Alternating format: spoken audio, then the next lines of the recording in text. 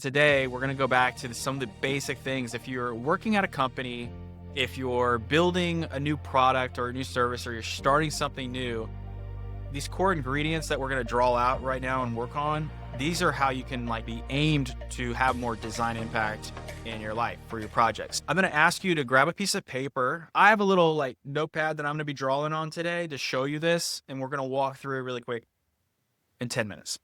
So the first thing that I'm going to do is I'm going to draw a frame. And I'm going to show you what a frame, when I say frame, what that means. And so we have a frame. Boom. This is where we're starting, because we're going to draw this in here, and you can have it in your notebook. You can have it, you can peel this at the end, post it somewhere. So you're just remembering this simple framework. And then at the top of this framework,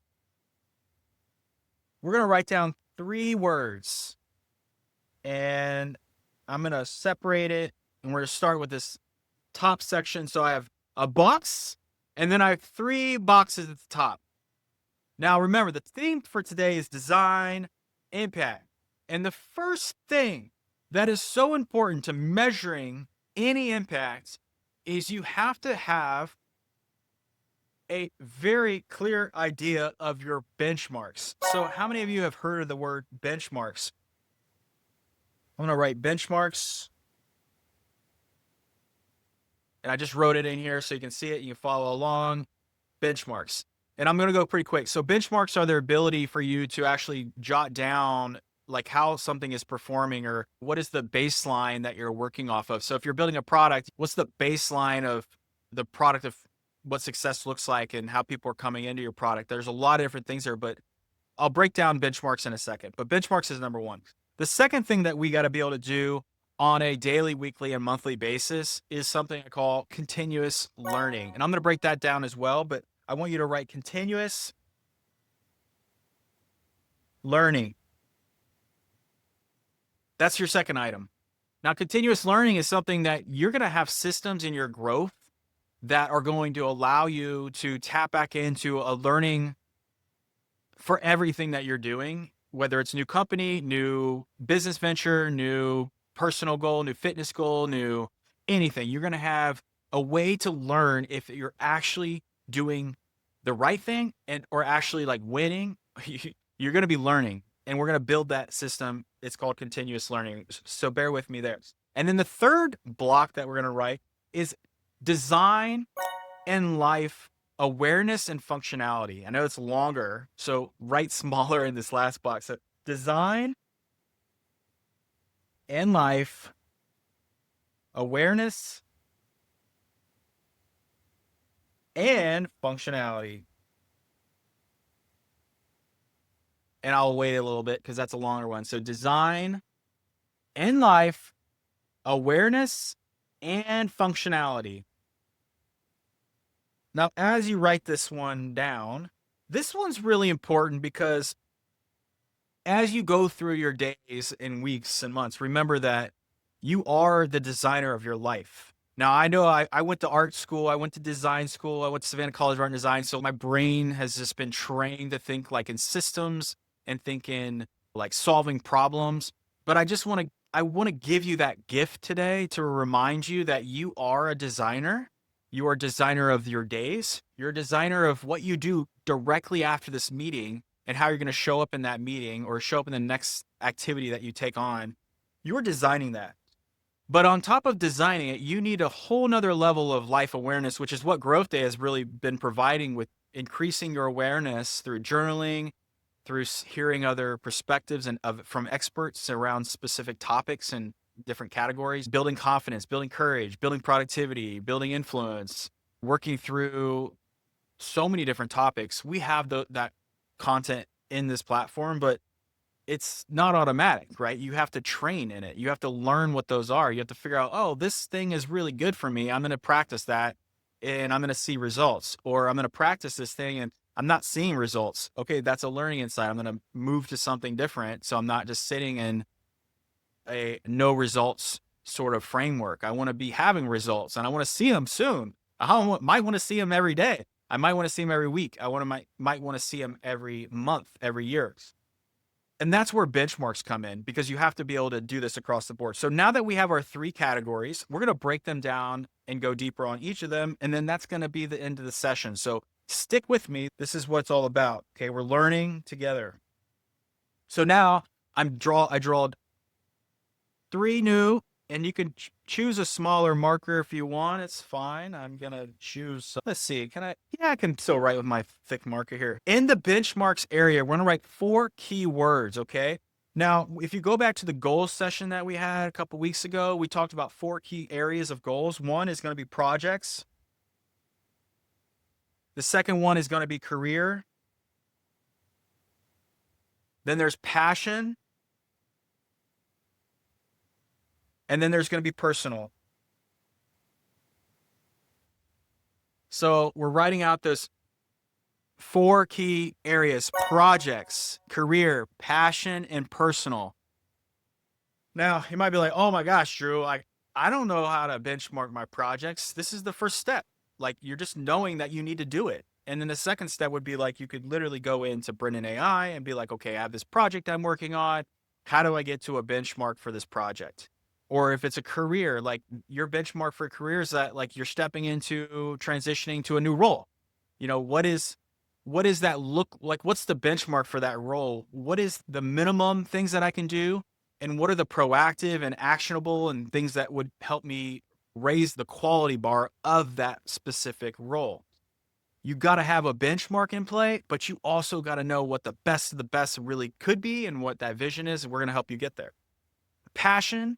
Like, I think it's so important not to forget about your passions. I love drawing. I love being out in the woods. I love nature. I got to stay connected to that. So that means that every day, week, or month, I got to be outside. I got to make sure I'm getting out to the woods on the weekends or going on a hike with my wife at least 2 to 3 times a week, because that's a benchmark for me, that if I'm not doing that, then I'm not living the lifestyle that I want to live, that brings me happiness, that brings me joy, that brings me excitement, that fuels my energy. I got to be able to do that. So that's like a staple, a benchmark for me. For my personal life, personal fitness, personal hygiene, the different things that I do, I have benchmarks for, okay, like I told you earlier, I'm going to put my phone away around between 8 to 9 p.m. and I'm not going to look at it anymore. I'm going to do my assessment and do my gratitude message. That's a personal benchmark that I'm not going to, that's just like my table stakes. So you get to create those like self rules for you. And those are the benchmarks. Then when we shift over into continuous learning, I'm going to have you write the word design 4 times in a row. Let's see, design, because we're going to add in these different cues. And I know this is advanced stuff, and you can always reach back out. You can always ask comments and things in there, support you no matter what. So we got systems. So the first design is design systems. The second one is design energy, clarity, and productivity. All right. So then the second row is we're writing design systems, design energy, design clarity, design productivity, because we need to be able to, and take your time writing that out, we have to be in a continuous learning mode where we are looking at what type of systems are around me and who are the people and the processes and the flows that I need to be mindful of that I'm learning from. So an example of this is you go through your days every day and you have a moment of the day, like you can be learning from that moment. Every meeting is a learning opportunity. Like everything somebody's saying is a learning opportunity. So you have to build those systems, the design energy, the design clarity, and the design productivity in a continuous learning opportunity there. And then the last section, and then we're going to wrap up here, is we're going to be mastering in the last column, we're going to be mastering our needle movers. And you'll get more familiar with this. So the first word is like mastering needle movers.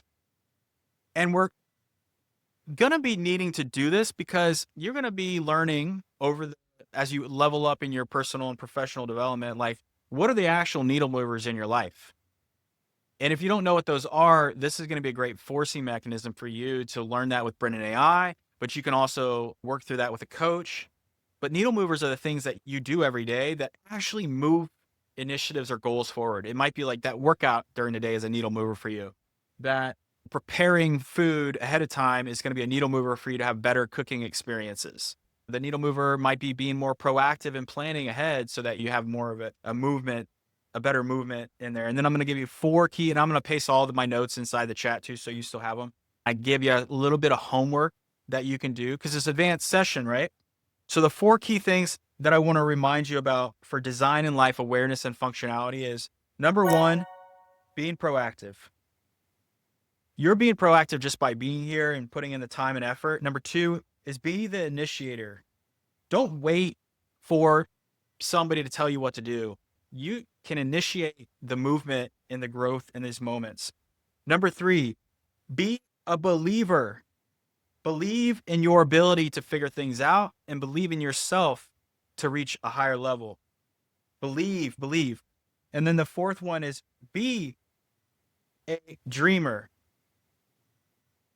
Those are the 4 things like for mastering. You're mastering the needle movers, but you're also being proactive, you're initiator, believer, and dreamer. Now, this is a lot of things to consider, but guess what? I want you to rip it, have it, start learning these different things and use it as a way for you to be like, what benchmarks do I have right now across my projects, my career, my passion? What am I continuously learning about my systems, my energy, my clarity, and my productivity?